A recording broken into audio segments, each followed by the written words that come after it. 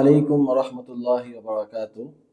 আমি মুফতি ইসমাইল সরকার, পরিচালক, জামিয়া মদিনাতুল আবরার, হাবিবনগর মাদ্রাসা। আজকে আমি আপনাদের সামনে আলোচনা করব কোরআনে বর্ণিত মিরাসের বিধান সম্পর্কে।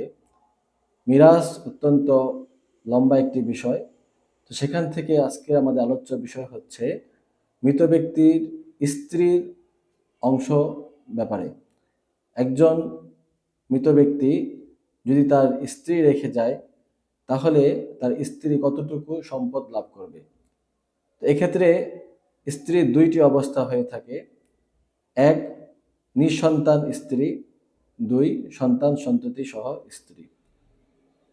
স্ত্রীর অংশের ব্যাপারে কোরআনের মধ্যে বর্ণিত হয়েছে, আউযু বিল্লাহি মিনাশ শাইতানির রাজিম, ওয়ালাহুন্না রুবউ মিম্মা তারাকতুম ইল্লাম ইয়াকুল লাকুম ওয়ালাদ ফাইন কানা লাকুম ওয়ালাদুন ফালাহুন্না সুমুনু মিম্মা তারাকতুম।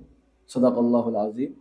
সূরা নিসার 12 নং আয়াতের মধ্যে আল্লাহ তাআলা বলেছেন, 4/1 সম্পত্তি যদি সন্তান না থাকে, আর যদি সন্তান থেকে থাকে তাহলে সেই স্ত্রী পাবে মৃত ব্যক্তি রেখে যাওয়া সম্পদের 8/1। আমরা কোরআনের বিধান মোতাবেক আমাদের মিরাস সম্পত্তি বন্টন করব।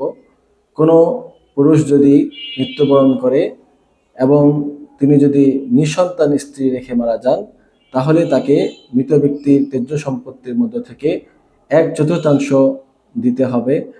আর যদি সন্তান সন্ততি থেকে থাকে তাহলে 1/8 সম্পদ তাকে দিতে হবে। এভাবে আমরা আমাদের তেজ্য সম্পত্তি বন্টন করব, তাহলেই আমাদের সমাজের মধ্যে শান্তি শৃঙ্খলা ফিরে আসবে। আল্লাহ তাআলা আমাদেরকে কবুল করুন, আমিন।